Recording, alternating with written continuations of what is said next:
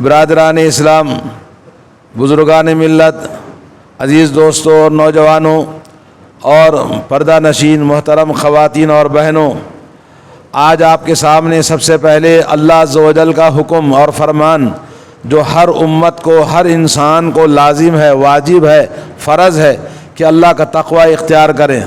وَلَقَدْ وَصَّيْنَا الَّذِينَ أُوتُوا الْكِتَابَ مِنْ قَبْلِكُمْ وَإِيَّاكُمْ أَنِ اتَّقُوا اللَّهَ۔ اللہ تعالیٰ نے پچھلی تمام امتوں کو اور اس امت کو اس بات کا حکم دیا کہ تقوی اختیار کریں، اور جمعہ کے خطبے میں 3 آیتیں پڑھی جاتی ہیں، سورہ آل عمران اور سورہ نساء اور سورہ احزاب کی، جس کے اندر تقوی کی وصیت فرمائی گئی، اور تقوی ہی ہماری زندگی کی بنیادی کلیدی حیثیت رکھنے والی چیز ہے کہ دنیا کی کامیابی، فلاح اور بہبودی، نصرت اور فتح اور ہر چیز کی اللہ رب العزت نے کامیابی تقوی میں رکھا ہے۔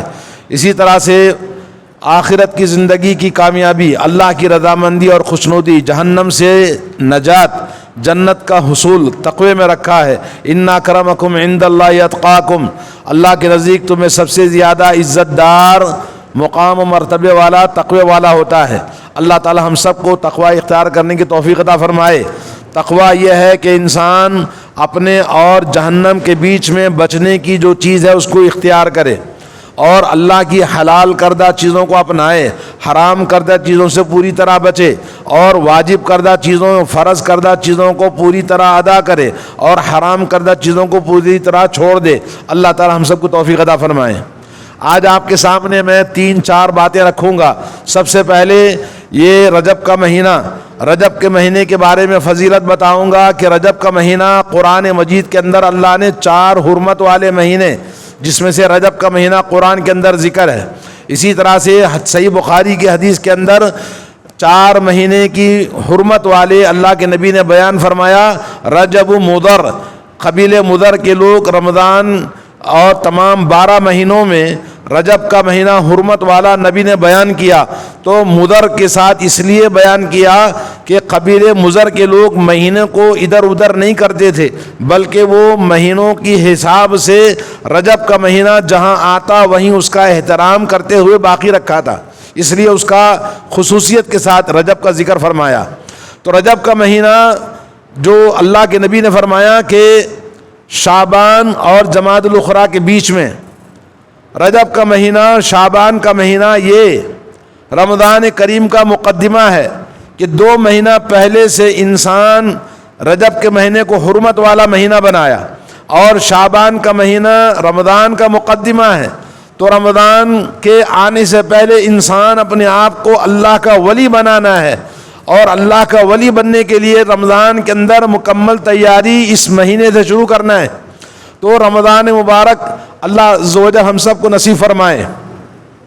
دوستو، رمضان جیسے مبارک ہے ویسے شعبان کے مہینے میں، رجب کے مہینے میں بھی ہمیں تیاری کرنی ہے، پلان کرنا ہے، پروگرام بنانا ہے، لیکن بدقسمتی سے لوگوں نے رجب کے مہینے کو بدعات کا، خرافات کا اور ایسی غلطیاں شیطان نے ہمارے اندر داخل کر دی ہیں، جس کے نتیجے میں ہماری تمام رمضان کی نیکیاں غارت ہو جاتی ہیں۔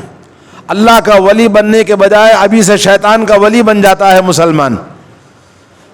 رجب کا مہینہ جس میں بے شمار بدعات، صلاۃ الرغائب، ایک نماز پڑھی جاتی ہے جس کا کوئی ثبوت نہیں ہے، اور اسی طرح سے رجب کے کنڈے 22 رجب کو منائے جاتے ہیں، اور آج میرے خیال سے 24 یا 25 رجب ہے، جو کل ممکن ہے رجب کی بڑی رات کے نام سے، شب معراج کے نام سے لوگ مسجدوں میں لائٹیں لگاتے ہیں، جمع ہوتے ہیں، مولانا تقریر کرتے ہیں، جلیبیاں کھاتے ہیں۔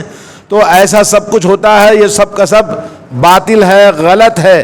دین کے نام سے دین کے اندر وہ کام کرتے ہیں جس کو نبی علیہ الصلوۃ والسلام نے بدعت کہا ہے۔ نبی کریم صلی اللہ علیہ وسلم نے کل محدثۃ بدعہ، دین کے اندر نئی کوئی بھی چیز کرو وہ کام بدعت کہلاتا ہے، اور فرمایا ایاکم ومحدثات الامور، خبردار دین کے اندر کوئی بھی بدعت والا کام ایجاد نہ کرنا، اور فرمایا علیکم بسنتی و سنت الخلفاء الراشدین، تمہارے اوپر لازم ہے کہ میری سنت کو اور میرے جانشین صحابہ کرام کی سنتوں کو مضبوطی کے ساتھ پکڑ لینا اور اپنے دانتوں سے اس کو تھام لینا، چھوڑنا نہیں۔ نبی کی سنتیں، نبی کی سنت کیا ہے؟ آپ نے جو فرمایا ہمارے لیے، آپ نے جو عمل کیا ہمارے لیے، نمونہ پیش کیا عملی قولی، اور آپ کے سامنے وہ کام، آپ کے زمانے میں وہ کام ہوا، آپ نے اس کو جانا اور جان کر خاموشی اختیار کی، اس کو کہتے ہیں حدیث تقریری۔ تینوں قسم کے سنتوں پر عمل کرنا ہمارا دین ہے، ایمان ہے، عقیدہ ہے، وہی دین ہے اور وہی ہماری آخرت ہے۔ تو نبی کی زندگی کا جو عمل ہے اس کے اندر ذرہ برابر بھی آگے پیچھے کریں گے۔ ایو سمائن، کون سا آسمان ہے جو پناہ دے گا، کون سی زمین ہے پناہ دے گی؟ اگر میں نے رسول اللہ کی بات کے خلاف بات کہی، آسمان سے پتھروں کی بارش نازل ہوگی۔ ابو بکر صدیق نے کہا اگر رسول اللہ کے بات کے خلاف اگر کوئی بات بولتا ہے، اگر کوئی کام رسول اللہ کی سنت کے خلاف کرتا ہے تو آسمان سے پتھر کی بارش نازل ہوگی۔ آج ہماری زندگیاں کون سا اسلام ہے؟ آج اسلام کو لوگ کیوں نہیں سمجھتے؟ اسلام کے دشمن کیوں بنے ہوئے ہیں؟ اسلام کے مخالف کیوں ہیں؟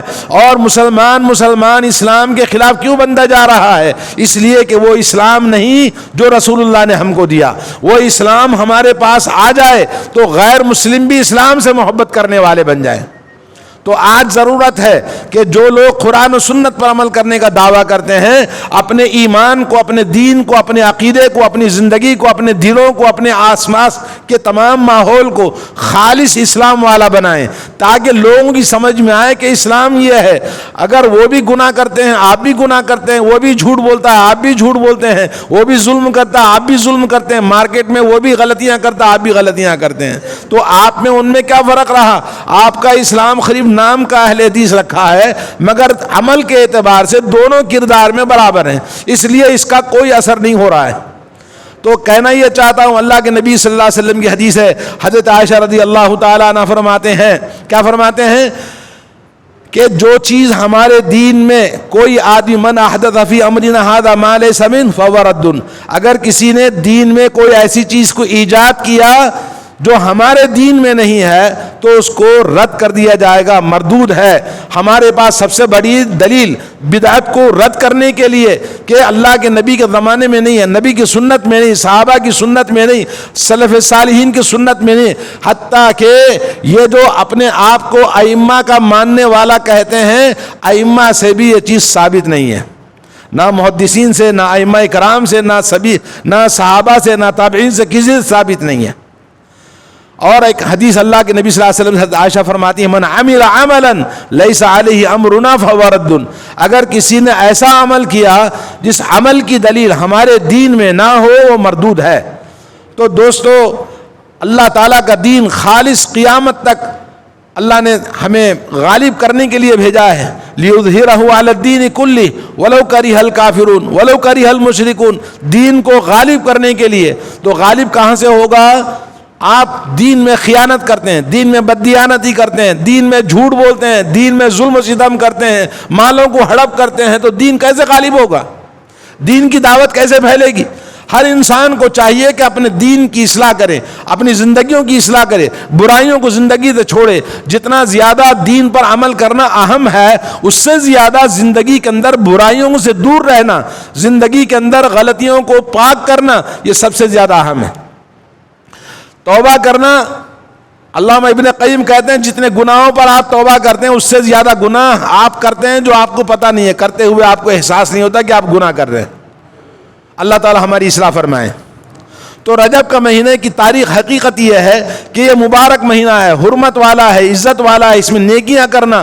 اللہ کے نبی صلی اللہ علیہ وسلم جب دین کی دعوت لے کر کھڑے ہوئے تو کفار مکہ نے آپ کو اتنا تنگ کیا، اللہ کے نبی صلی اللہ علیہ وسلم نے ظلم و ستم کو دیکھنا برداشت نہیں کرتے تھے، آپ کے پاس اتنی طاقت نہیں تھی کہ ان کو مدد کر سکیں جو اسلام میں داخل ہوتے ہیں۔ آپ نے حکم دیا جاؤ حبشہ کے پاس، حبشہ کا بادشاہ بڑا امن و سکون والا اور لوگوں کے ساتھ رحم دلی کا معاملہ کرتا ہے، تو رجب کے مہینے میں آپ نے سب سے پہلے حبشہ کی ہجرت، مہاجرین نکلے مکے سے 15 آدمی کی تعداد، 14 مرد تھے، 4 عورتیں تھیں۔ حضرت عثمان اللہ کے نبی کی بیٹی رقیہ کے ساتھ میں، اللہ کے نبی کا لوط علیہ السلام کے بعد میں بیوی کے ساتھ ہجرت کرنے والے سب سے پہلے حضرت عثمان غنی ہیں۔ تو یہ پہلی ہجرت تھی رجب کے مہینے میں۔ اس کے بعد میں جو دوسرا واقعہ پیش آیا اسراء اور معراج کا، جس کا میں نے قرآن مجید میں سورہ اسراء کی پہلی آیت 15ویں آیت، ایک سورہ جس کا نام ہی سورہ اسراء ہے۔ اسراء اور معراج، اسراء کے معنی ہیں راتوں رات جانا، رات میں چلنا، رات میں بیٹھنا، رات میں جاگنا، یہ معنی آتے ہیں۔ اسراء اور معراج، اللہ کے نبی صلی اللہ علیہ وسلم کا یہ واقعہ پیش آیا جس میں اللہ نے قرآن مجید میں پہلی آیت سورہ اسراء کے اندر ذکر فرمایا کہ بابرکت پاک ہے وہ ذات جس نے راتوں رات اپنے بندے کو مسجد حرام سے مسجد اقصیٰ لے گیا، اور مسجد اقصیٰ وہ سرزمین ہے جہاں اللہ نے اپنی رحمتیں برکتیں ہی برکتیں رکھی ہیں، اور لِنُرِيَهُ مِنْ آیَاتِنَا، اپنی قدرت کی نشانیوں کو اپنے بندے کو دکھانا مقصد تھا لے جا کر۔ اور یہ اللہ عز و جل نے نبی رحمت صلی اللہ علیہ وسلم پر اتنے ظلم کے طوفان پڑے کہ آپ کی چہیتی سب سے پہلی مسلمان ہونے والی خاتون حضرت خدیجۃ الکبریٰ، جو ہر طرح سے آپ کے لیے سہارا تھی، وہ مر گئی۔ اور ابو طالب جس نے باپ سے دادا سے زیادہ آپ کی خدمت کی، آپ کی پرورش کی، آپ کو سہارا دیا، ابو طالب کا انتقال ہو گیا۔ دونوں مرنے کے بعد میں اس نام کو عام الحزن، غموں کا سال کہا گیا۔ اور نبی علیہ السلام اس کے بعد میں سمجھے کہ بھائی یہاں تو ہمیں سہارا نہیں مل رہا ہے، طائف کے میدان چلے گئے، طائف کی پہاڑیوں کے والوں کو دعوت دی، عبد یالیل کے لڑکوں کو، تو انہوں نے اسلام قبول کرنے کے بجائے بڑی ذلت کے ساتھ نبی کو نکال دیا، بلکہ اپنے شہر کے چند بدمعاش اور بد اخلاق نوجوانوں کو آپ پر مسلط کر دیا، جنہوں نے آپ کو ہوڈنگ کر کے ہیٹ کر کے مارا اور شہر سے نکالا ذلیل کر کے۔ اللہ کے نبی صلی اللہ علیہ وسلم نے حضرت عائشہ سے پوچھا کہ کبھی زندگی میں ایسا دکھ تکلیف مصیبت کا دن آپ کو یاد ہے؟ حضرت عائشہ نے سوال کیا، کہا کہ وہ دن کبھی نہیں بھول سکتا جب طائف کی وادیوں میں نے اسلام کی دعوت دی تو ان لوگوں نے میرے ساتھ جو بدسلوکی کیا، اور اس کو میں کبھی زندگی میں اس کڑواہٹ کو نہیں بھول سکتا۔ تو رسول اللہ صلی اللہ علیہ وسلم کی زندگی میں ایک تو بیوی حضرت خدیجہ، ایک ابو طالب چچا اور جو مسلمان نہیں ہوئے، اور اس کے بعد میں پھر طائف کے لوگوں کے وہ حادثہ، مکے والوں کا ظلم و ستم، یہ تمام بہت زیادہ ظلم کا پہاڑ، دکھوں اور غموں کا پہاڑ آپ پر تھا۔ اللہ تعالیٰ نے آپ کو تسلی دینے کے لیے، آپ کو نبوت آپ کی سچی ہے، آپ سچے رسول ہیں، آپ کو مرتبہ بلند کرنے، آپ کے ایمان و یقین آپ کے اندر ثابت قدمی پیدا کرنے کے لیے اللہ نے آپ کو آسمان میں بلایا۔ مسجد حرام میں سوئے ہوئے تھے، جبریل علیہ السلام اور میکائیل علیہ السلام دونوں آئے، 2 فرشتے آئے، انہوں نے آپ کو سوئے ہوئے جگہ سے اٹھایا اور لے گئے کعبے کے بغل میں جہاں حتیم کہتے ہیں۔ وہاں جانے کے بعد حضرت جبریل علیہ السلام نے اپنے ہاتھ سے چاقو سے ان کا سینہ آپریشن کیا۔ آپریشن کرنے کے بعد انسانی جو چیزیں تھیں تمام دل سے سب پیٹ سے نکال کے باہر کر دیا۔ ایمان، اخلاص، اللہ کا دین، آسمان میں جانے کے قابل جو چیزیں چاہیے تھا وہ سب ڈال کے پھر سینے کا آپریشن کر دیا۔ اس کے بعد پھر آپ کو راتوں رات وہاں سے ایک براق نام کے ایک جانور جس پر نبیوں کو لے جایا کرتا تھا، وہ براق پر آپ کو لے کر گئے۔ راستے میں آپ نے حضرت موسیٰ علیہ السلام کو خبر میں نماز پڑھتے دیکھا، مدینہ منورہ کو دیکھا، اور اسی طرح سے کئی چیزوں کا ذکر آتا ہے۔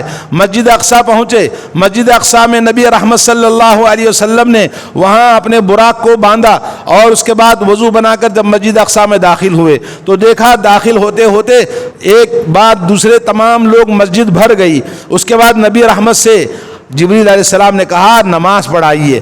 کہا یہ کون لوگ ہیں؟ کہا یہ تمام آدم سے لے کر اب تک عیسیٰ علیہ السلام تمام نبیاں جتنے انبیاء آئے تھے سب حاضر ہیں، ان سب کی آپ امامت کیجئے۔ سبحان اللہ، اس امت کو کیا ہو گیا ہے؟ عقل کہاں ماری گئی ہے کہ اللہ نے اس لیے بتایا کہ لوگوں تمہارا کوئی امام نہیں رسول اللہ کے علاوہ، اور عصمت والا، بزرگی والا، قرآن میں جس کا ذکر ہے، آسمانوں میں جس کا ذکر ہے، اور قبر میں جس کا ذکر ہے، شفاعت کرنے والا، جہنم سے نجات دلانے والا، جنت کا دروازہ سب سے پہلے کھٹکھٹانے والا، رحمت للعالمین ایک ہی ہے، ایک ہی امام اعظم ہے، کوئی دوسرا امام نہیں ہے۔ لیکن آپ نے اس امام کو سائڈ میں کر دیا اور اس امام کی سنتوں کو ڈسٹ بن میں ڈال دیا، اور آپ نے فلاں فلاں کو امام بنا لیا، بزرگان دین بنا لیا۔ لا حول ولا قوت الا باللہ۔ یہ واقعہ یاد دلانے کے لیے، تاکہ رجب کے مہینے میں یہ لوگ اس نام سے جو بدعت کرتے ہیں، یہ سمجھنے کے لیے کہ رسول اللہ صلی اللہ علیہ وسلم وہاں تمام نبیوں کی امامت کرتے ہیں، اور اس کے بعد آپ کو آسمان میں لے جانا تھا۔ آپ کے پاس 3 طبق، 3 گلاس تھے، ایک گلاس میں دودھ تھا، ایک گلاس میں شراب تھی، ایک گلاس میں پانی تھا۔ حدیثوں کے اندر آتا ہے آپ نے دودھ کو اٹھا کے پی لیا۔ جبریل نے کہا آپ نے فطرت کو اپنایا، آپ کی امت فطرت پر باقی رہے گی، اگر آپ نے شراب پی لیا ہوتا تو آپ کی امت گمراہ ہو جاتی، آپ نے پانی پیا ہوتا تو امت ڈوب جاتی آپ کی۔ تو اللہ کے نبی صلی اللہ علیہ وسلم وہاں سے پھر آسمان میں لے گئے۔ مختصر انداز سے میں آپ کو بتاتا ہوں کیونکہ پوری تاریخ بہت لمبی ہے۔ پہلے آسمان میں پہنچے، دروازہ کھٹکھٹایا، بولا کون ہے؟ بولے جبریل۔ بولے آپ کے ساتھ کون ہے؟ بولے محمد صلی اللہ علیہ وسلم۔ بولے کیا بلایا گیا ہے؟ بولے ہاں بلایا گیا ہے۔ آپ اندازہ لگائیے، وہاں دروازے ہیں، وہاں آسمان میں گارڈ بیٹھے ہوئے ہیں، حارس بیٹھے ہوئے ہیں، اور دروازہ حکم ہونے پر ہی کھلتا ہے، اوپر سے حکم ملے اور نیچے سے اس کو آرڈر ملے۔ جیسا کہ آپ کسی بھی آفس میں جاتے ہیں تو بولے آپ کے پاس کارڈ ہے، آپ کے پاس حکم ہے، پھر فون کیا، بولے آپ کو بلایا گیا، بولے ہاں تشریف لائیے۔ تو آسمان اس سے زیادہ شدید ہے۔ تو اللہ عز و جل نے وہاں آسمان میں آپ کو بلایا، پہلے آسمان میں گئے تو آپ کی آدم علیہ السلام سے ملاقات ہوئی، کہا یہ آپ کے بیٹے محمد صلی اللہ علیہ وسلم کا۔ آپ نے کہا بہت ہی بہترین بیٹا ہے، اور بہت سارے واقعات ہیں۔ آپ نے آدم علیہ السلام سے سلام کیا، اور وہاں سلام دعا ہونے کے بعد پھر آپ دوسرے آسمان پر گئے تو وہاں حضرت یحییٰ، حضرت زکریا سے آپ کی ملاقات ہوئی۔ ابھی آپ نے دیکھا کہ تمام لوگ مسجد میں نماز پڑھ رہے تھے، پھر نبیوں سے وہاں سیکنڈوں کے اندر وہاں ملاقات ہو رہی ہے۔ یہ اللہ عز و جل کی قدرت کی نشانیاں ہیں۔ وہاں آپ نے دوسرے آسمان میں حضرت زکریا، حضرت یحییٰ سے ملاقات کیا، اور اس کے بعد تیسرے آسمان میں گئے، وہاں حضرت یوسف علیہ السلام سے ملاقات کی۔ دیکھا ایسا حسن و جمال والا نبی، اور اتنا خوبصورت اللہ تعالیٰ نے تمام دنیا کو جو حسن و جمال خوبصورتی عطا کیا تھا، آدھا حسن و جمال ایک ہی انسان حضرت یوسف علیہ السلام کو دیا تھا۔ تو حضرت یوسف علیہ السلام سے ملاقات ہوئی، چوتھے آسمان میں گئے حضرت ادریس علیہ السلام سے ملاقات ہوئی، پانچویں آسمان میں گئے حضرت ہارون علیہ السلام سے ملاقات ہوئی، اور اس کے بعد چھٹویں آسمان میں گئے تو حضرت موسیٰ علیہ السلام سے ملاقات ہوئی۔ پھر ساتویں آسمان میں گئے حضرت ابراہیم علیہ السلام، جو آپ کے دادا تھے، امام الانبیاء۔ بیت معمور، ایک کعبے کے سیدھ میں، اللہ کے نبی کی حدیث ہے اگر بیت معمور گرا تو سیدھا کعبۃ اللہ پہ گرے گا، اور ہر آسمان میں وہی ایک کعبے کے اوپر ایک گھر، اس کے اوپر ایک گھر، 7 آسمان میں 7 گھر ہیں، اور آخری بیت معمور کعبے کے سیدھ میں ایک بیت معمور ہے۔ ایک دن میں 70,000 فرشتے اس گھر کا طواف کرتے ہیں۔ ایک بار جو طواف کرتا ہے پھر دوبارہ اس کی باری کبھی قیامت تک نہیں آتی۔ اتنے زیادہ اللہ کے فرشتے ہر آسمان میں طواف اور کعبۃ اللہ کے سیدھ میں عبادتیں ہوتی ہیں میرے دوستو۔ اور یہ زمین والوں کو کیا ہو گیا ہے، عبادتیں کرنے سے جی چڑاتے ہیں، نماز پڑھنے سے مسجدوں کو ویران کرتے ہیں۔ ارے جن لوگ مسجدوں کو ویران کرنے والوں، تمہاری زندگیوں میں کبھی آبادی نہیں آئے گی، خوشیاں نہیں ملیں گی، اور زندگی اگر آباد کرنا ہے تو مسجدوں کو آباد کرو۔ اسی مسجد سے اللہ نے ہمیں حکم دیا کہ تمہاری زندگی آباد ہوگی، اس لیے نبی نے ہجرت کرنے کے بعد سب سے پہلے مسجد کو آباد کیا۔ جہاں مسجد میں نماز پڑھنے سے آپ کو روک دیا گیا تو آپ نے سب سے پہلے مدینے کی ہجرت کرنے کے بعد مسجد قباء کی بنیاد ڈالی، جمعہ کی بنیاد ڈالی، پھر مسجد نبوی کی بنیاد ڈالی، کیونکہ زندگی کی کامیابی، آبادکاری، خوشیاں سب کچھ مسجد سے ہیں۔ جو مسجد سے ویران، مسجد کو غلط راستہ چلتا ہے وہ زندگی میں کبھی کامیاب نہیں ہوگا۔ آج مسلمانوں کی ناکامی کا سب سے بڑا ریزن مسجدوں سے دوری ہے، مسجدوں کو ویران کرنا ہے، مسجدوں کی اہمیت ختم ہو گئی، دلوں میں ہمارے مسجد نہیں ہے۔ تو بیت معمور، اللہ کے نبی صلی اللہ علیہ وسلم نے حضرت ابراہیم سے ملاقات کی، پھر اس کے بعد 7واں آسمان کے بعد جبریل علیہ السلام اور اوپر لے کر گئے. جبریل نے کہا یا رسول اللہ اب میرا آگے جانا محال ہے, آپ خود چلے جائیے. سدرۃ المنتہا سورہ نجم میں اللہ تعالیٰ نے اس سے ذکر فرمایا ہے. فَكَانَ قَابَ قَوْسَيْنِ أَوْ أَدْنَىٰ فَأَوْحَىٰ إِلَىٰ عَبْدِهِ مَا أَوْحَىٰ.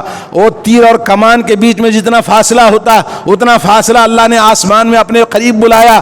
اللہ کے نبی نے فرمایا وہاں میں قلموں کے لکھنے کی آواز کو سن رہا تھا اور وہاں کے پتے درختوں کے جیسے ہاتھی کے کان ہوتے ہیں بڑے بڑے ویسے تھے, اور پھل جیسے مٹکے ہوتے ہیں بڑے بڑے ویسے مٹکے تھے. وہ سب دیکھا میں نے. تو یہ کیوں آپ کو اللہ نے بلایا تھا؟ یہ آپ کی نبوت کا ثبوت, آپ کے دن زندگی کی تسلی اور آپ کی تصدیق کرنے والے ایمان والوں کا امتحان. اور یہ نبی علیہ الصلوۃ والسلام کا یہ واقعہ کب پیش آیا تھا؟ یہ 27 رجب کی بڑی رات منانے والے, شب معراج منانے والے خبر کھول کے سن لیں, غلط چیز ہے, کوئی تاریخی ثبوت نہیں ہے. کسی علامہ ابن قیم کہتے ہیں جتنی احادیث آئی ہیں وہ انتہائی ضعیف کمزور ہیں, اس کا کوئی ثبوت نہیں ہے, اور اس کے تاریخ کے اختلاف میں سب حدیثیں مختلف ہیں. اللہ کے نبی صلی اللہ علیہ وسلم کا یہ واقعہ بہت ساری احادیث سے متواتر احادیث ثابت ہیں. نبی کا سب سے بڑا معجزہ ہے, جیسے قرآن مجید اللہ کے نبی کا سب سے بڑا معجزہ ہے. شق القمر, چاند کا 2 ٹکڑے کر دینا. اقتربت الساعة وانشق القمر, سورہ قمر ایک چاند نام کے سورہ اللہ نے قرآن میں بیان کیا, وہ نبی کا معجزہ ہے. قرآن نبی کا معجزہ ہے. اسراء اور معراج نبی کا معجزہ ہے.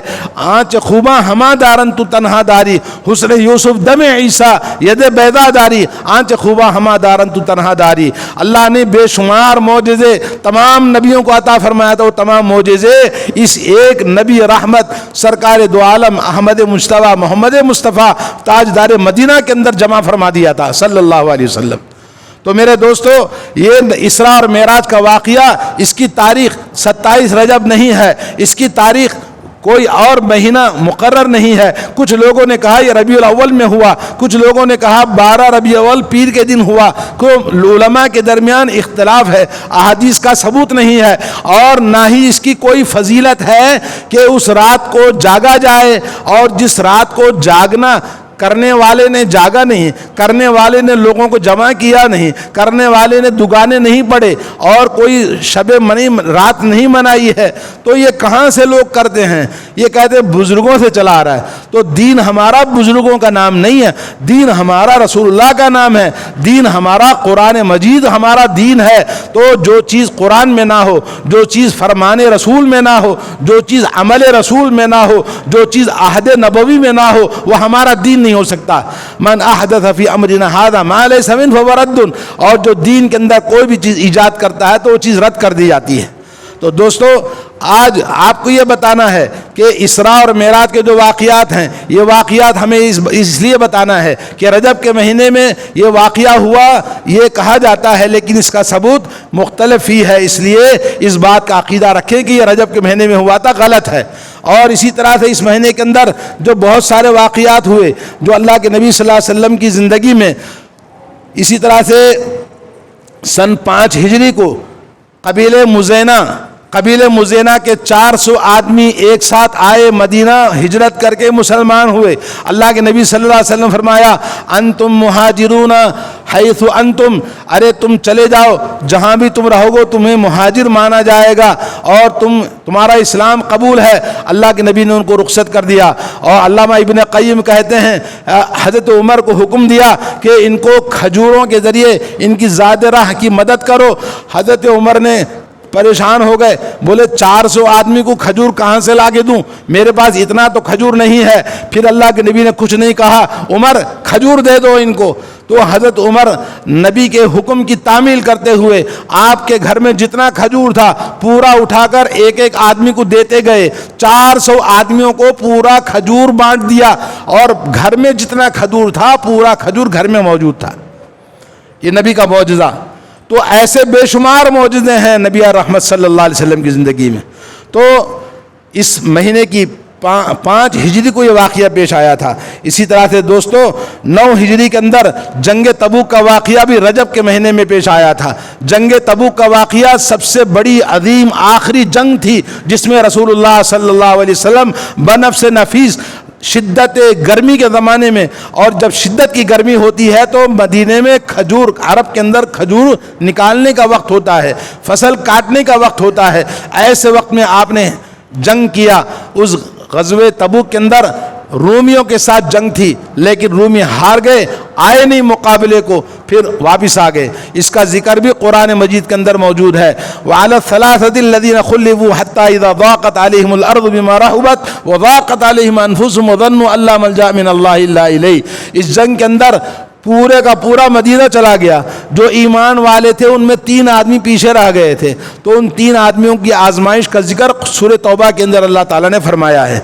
تو آپ سورہ توبہ کے اندر اس واقعے کو پڑھ سکتے ہیں۔ تو دوستو اس مہینے کے اندر 13 ہجری دمشق کا جنگ کا واقعہ، حضرت عمر رضی اللہ تعالیٰ عنہ کے زمانے میں نبی کی وفات کے 5 سال کے بعد میں یہ واقعہ پیش آیا کہ حضرت عمر رضی اللہ تعالیٰ عنہ حضرت ابو عبیدہ ابن الجراح رضی اللہ تعالیٰ عنہ کو وہاں کا کمانڈر بنا کر بھیجا، اور خود آپ چلے گئے، بیت المقدس کی چابیاں آپ کے ہاتھ میں ملی اور بیت المقدس کو فتح کیا۔ اور حضرت عمر رضی اللہ تعالیٰ عنہ کے زمانے میں اسلام کی جنگیں، اسلام کا بول بالا دنیا کے اندر بہت ملکوں تک اسلام پھیلا۔ اور اسی طرح سے ایک جنگ بہت مشہور ہے، جنگ یرموک، سن 15 ہجری میں حضرت خالد بن ولید رضی اللہ تعالیٰ عنہ رومیوں کے ساتھ جنگ کرنے کے لیے، جس کو جنگ یرموک کے نام سے تاریخ اسلام کے اندر موجود ہے، اس جنگ کے اندر 2,40,000 رومی آئے تھے، اور غساسنہ جو کہ کافروں کے 60,000 لوگ ان کے ساتھ جمع ہو گئے۔ پورے 3 لاکھ لوگ مسلمانوں کے مقابلے کے لیے آئے، اور 3 لاکھ کے مقابلے میں مسلمانوں کی تعداد 30 سے 40 کے بیچ میں تھی۔ اور کم من فئۃ قلیلۃ غلبت فئۃ کثیرۃ باذن اللہ، کتنے ہی چھوٹے چھوٹے کم جماعت کے لوگوں کو اللہ نے بڑے بڑی تعداد والی فوجوں پر نصرت اور فتح عطا فرمایا۔ جنگ بدر کا واقعہ یاد ہے آپ کو۔ تو میں یہ کہنا چاہ رہا تھا کہ 313 مسلمان نہتے 1000 کی لشکر جرار پر اللہ نے غلبہ اور فتح دیا تھا۔ یہ اسلام کی نصرت کا مہینہ ہے، فتح کا مہینہ ہے۔ وہ اسلام کی غیرت، اسلام کے لیے قربانی، اسلام کے لیے جان مال کو اللہ کے راستے میں قربان کرنے کا جذبہ آج ہمارے اندر ہے؟ بالکل نہیں۔ مردہ دل ہے، غلام ذہن ہے، جھوٹ ہے، غداری ہے، بے وفا ہے، دھوکے بازی ہے، تو ان کے اندر ہمت نہیں پیدا ہو سکتی، جرأت نہیں پیدا ہو سکتی، قربانی کا جذبہ نہیں پیدا ہو سکتا۔ آج ہمارا ایمان ایسا کمزور ہو چکا ہے، لا الہ الا اللہ۔ اس لیے آج بھی وقت باقی ہے، اس سے پہلے کہ اور برا وقت آ جائے، وہ آنے والا ہے، کیونکہ جو حالات ہمارے گزر رہے ہیں۔ تو میرے بھائیوں، ہمیں چاہیے کہ ہم اپنی گناہوں سے اپنی زندگی کو پاک کریں، برائیوں کو چھوڑیں، نافرمانی اللہ کی نہ کریں، غداری اور دھوکے بازی بے وفائی نہ کریں، تو انشاءاللہ اللہ کی رحمت آ سکتی ہے۔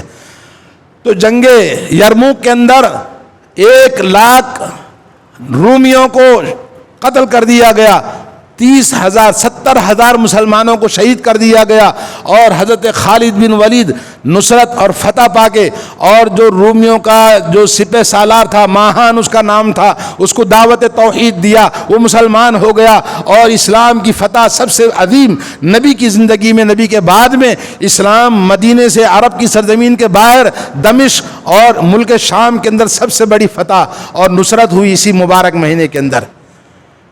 اور اس مبارک مہینے میں یہ خالی جھوٹی عبادتیں کرنا، جلیبی کھانا، یہ رجب کے کنڈے منانا، یہ کون سا دین ہے؟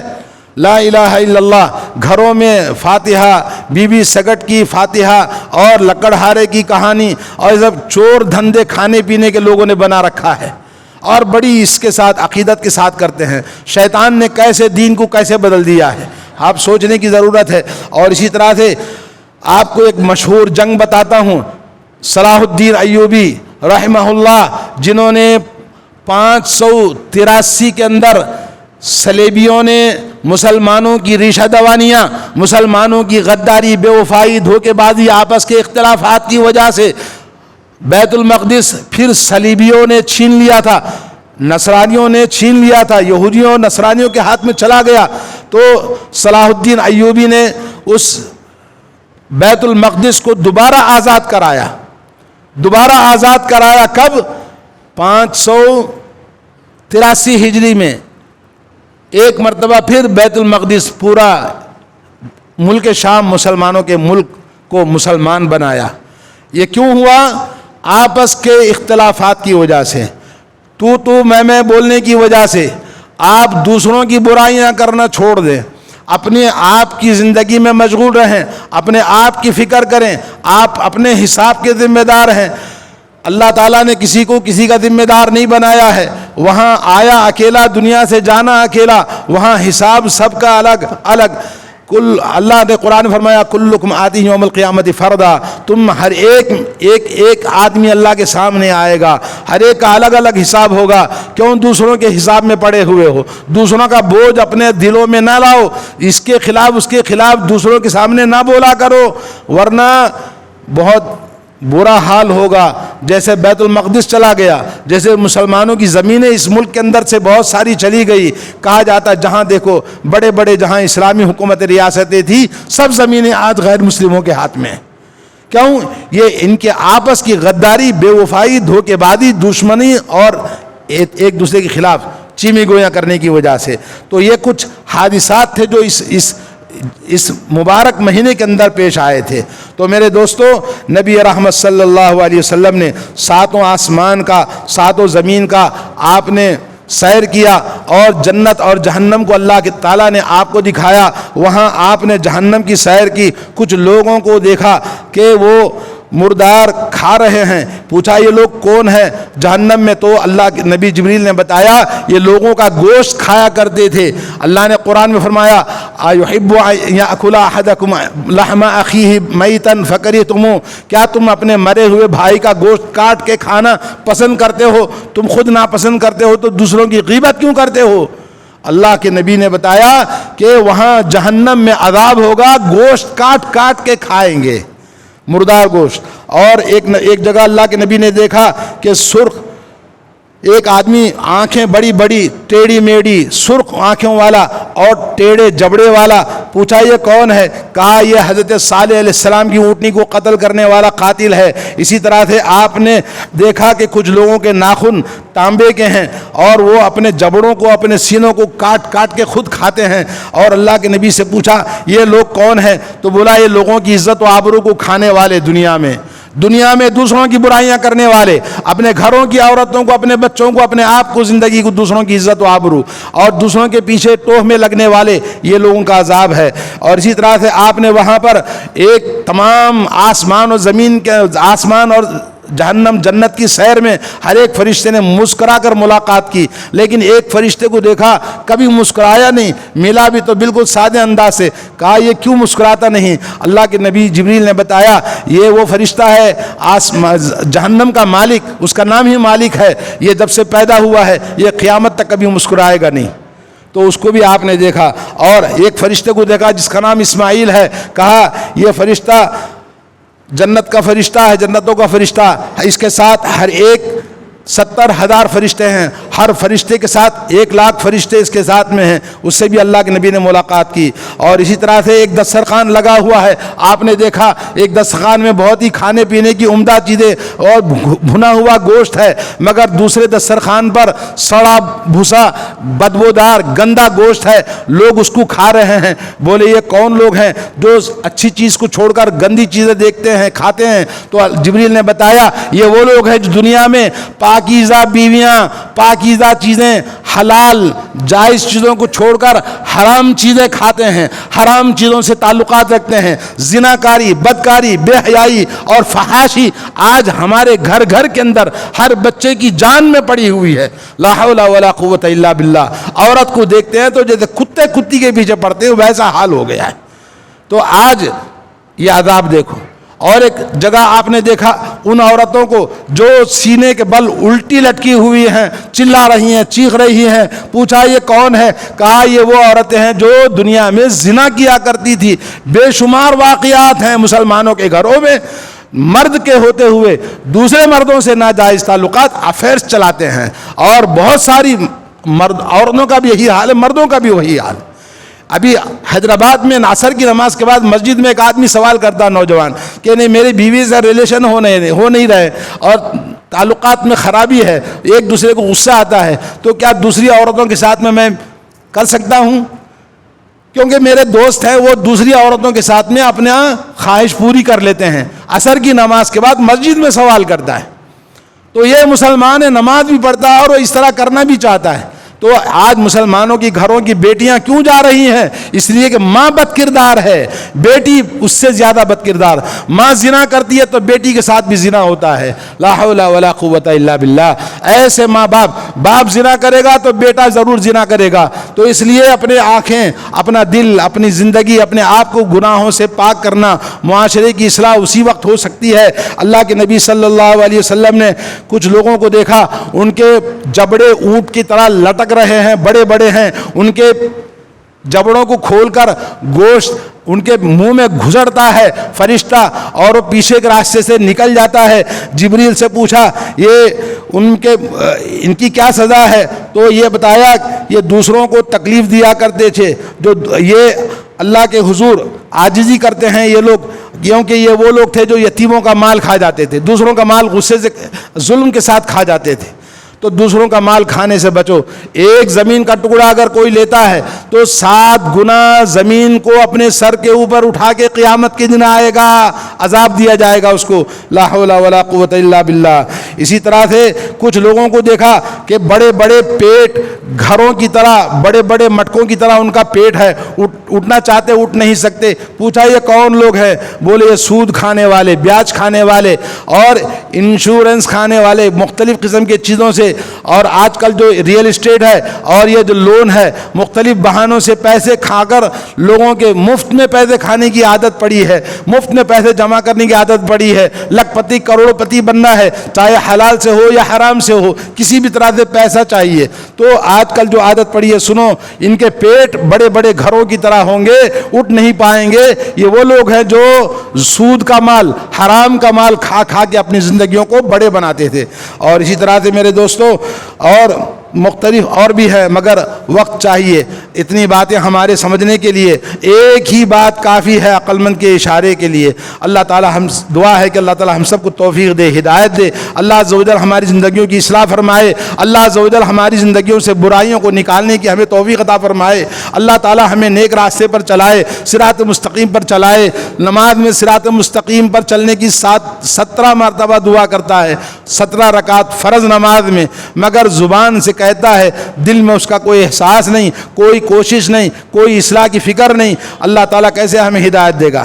تو اللہ تعالیٰ ہم سب کو توفیق اور ہدایت نصیب فرمائے. اللہ کے دین کو سمجھنے، اللہ کا ڈر، تقوی، آخرت والی زندگی بنانے کی توفیق عطا فرمائے. بارک اللہ لی ولکم فی القرآن العظیم ونفعنی وإیاکم بالآیات والذکر الحکیم. انہ تعالی جواد کریم ملک رؤوف رب حلیم.